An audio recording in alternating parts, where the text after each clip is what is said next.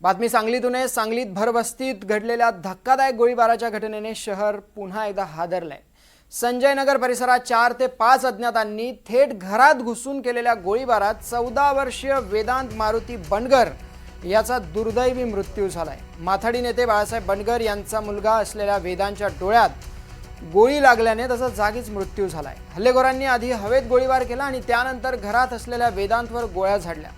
घटनेनंतर परिसरात एकच खळबळ उडाली असून पोलीस अधीक्षक तुषार दोशी यांच्यासह पोलीस पथक घटनास्थळी दाखल झाले।